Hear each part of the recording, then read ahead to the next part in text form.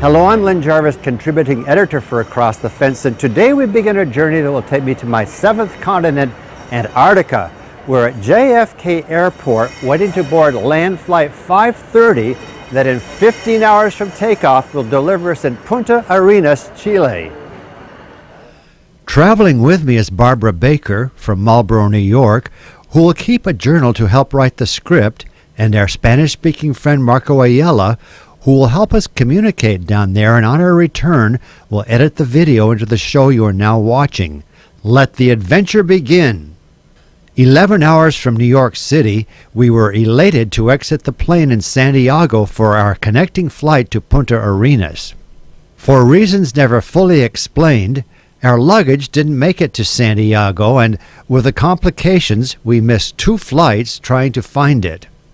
We didn't leave Santiago until 7 p.m., now some 6 hours behind schedule, stretching our 15-hour journey to 21. Upon arrival in Punta Arenas, things didn't seem quite right. People were somber, restaurants were closed, and there were no cars, taxis, or buses to be seen. Weird, we thought.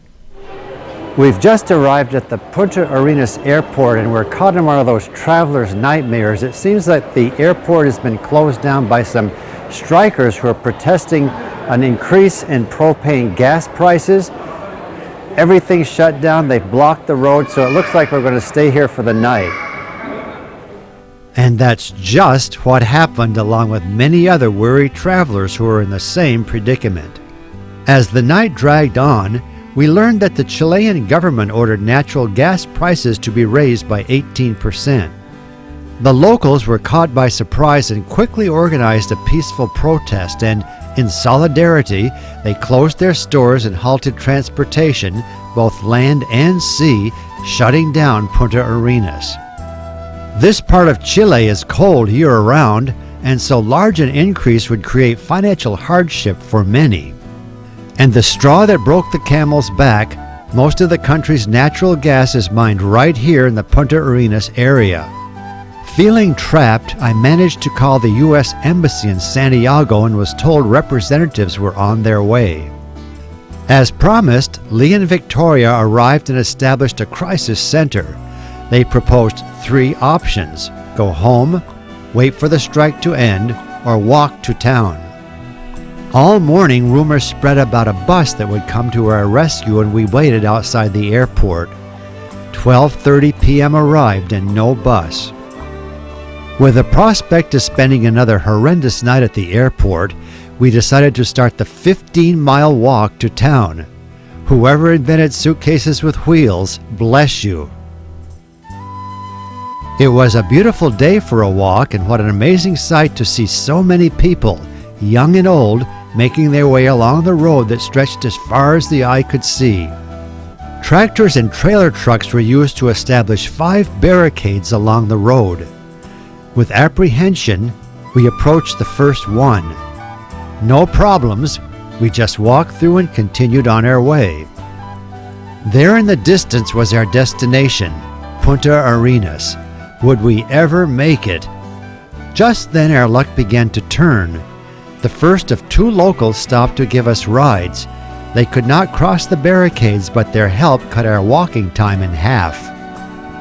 After the last barricade, another Good Samaritan rescued us with a ride to our hotel, Rey Don Felipe. What a relief!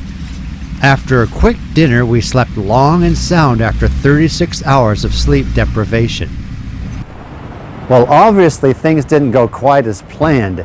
After 2 missed plane connections, a lost suitcase that I'm having to loan Marco clothes that are twice too big for him, an overnight at the airport, and that long walk, we are finally here in Punta Arenas, located on the Strait of Magellan, named for the 16th century Portuguese explorer Ferdinand Magellan. Translated, Punta Arenas means sandy point, and is the jumping off place for our Antarctic expedition. But first, let's explore this city of some 150,000 people. The harbor on Brunswick Peninsula, although rough much of the time, was considered one of Chile's most important ports until 1914, when the Panama Canal was completed. Today it is mostly used by tour ships and scientific expeditions. There in the distance is Tierra del Fuego that we would visit later on our journey. After some difficult years, the economy of the area now has considerable diversity and the city is vibrant and modern. Chile's principal oil and natural gas reserves are located in those mountains along with some low-grade coal. Agriculture, fishing, and most importantly, tourism have contributed to its popularity and steady growth. Our wanderings brought us to Plaza de Armas and this impressive bronze statue of Magellan, dedicated on December 16, 1920 to celebrate the 400th anniversary of his discovery of the strait named in his honor. Why all that noise? Because the strike is gaining momentum and hundreds of people have taken to the streets to protest the hike in the price of natural gas. The demonstrations were peaceful and we could come and go as we pleased. Really, it was quite exciting as it was the first demonstration we had ever been a part of. Our sympathies were with the people.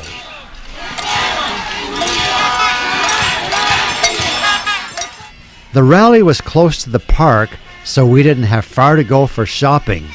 We enjoyed meeting the vendors and purchasing some of their lovely hand-knitted hats and scarves.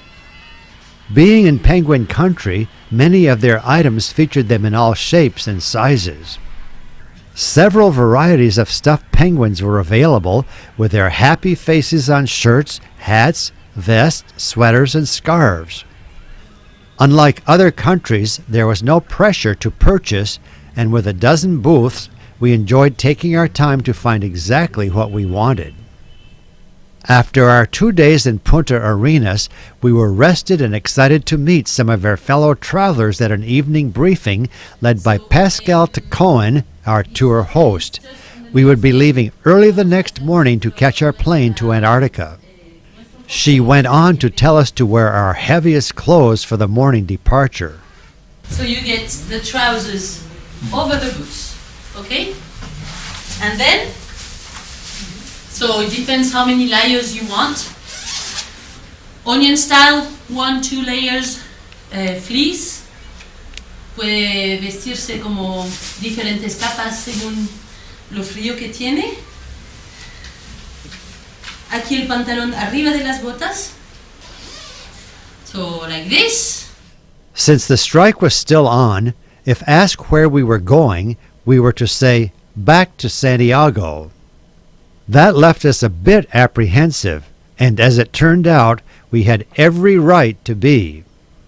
Morning arrived, and by bus, we were taken to an isolated beach where we boarded a small pilot boat. The sea was rough and it was pouring rain. Grasping a railing for dear life, we climbed aboard and were happy we had all made it safely inside.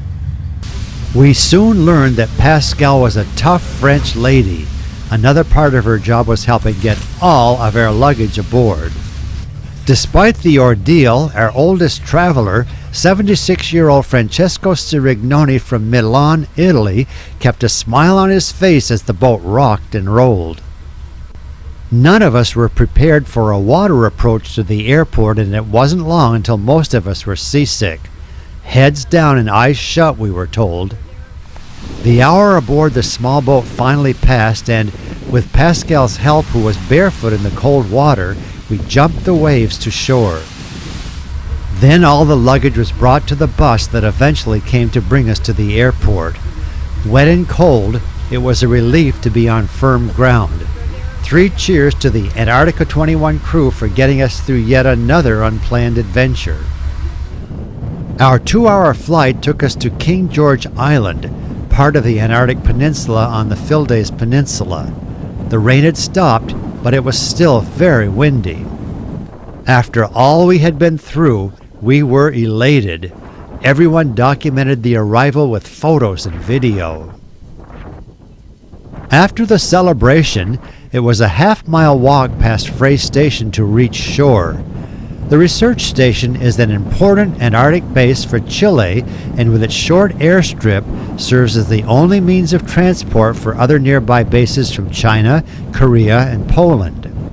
From Frey Station, we got our first look at the Ocean Nova.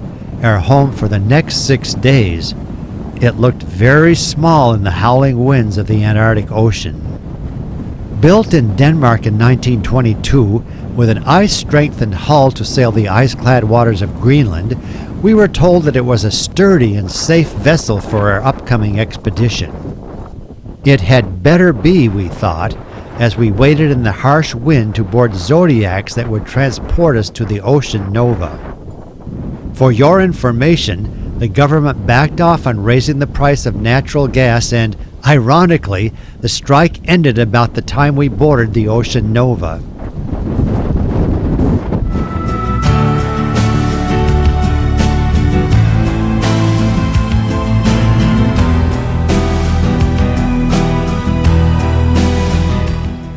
A journey is a person itself. No two are alike, and all plans, safeguards, and policies are fruitless. We find after years of struggle that we do not take a trip takes us. John Steinbeck.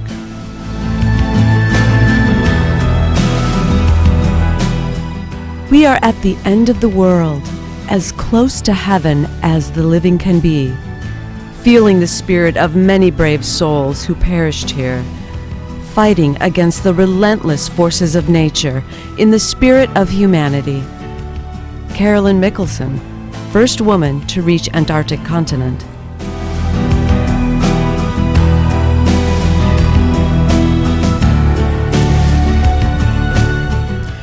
Glittering white, shining blue, raven black in the light of the sun, the land looks like a fairy tale.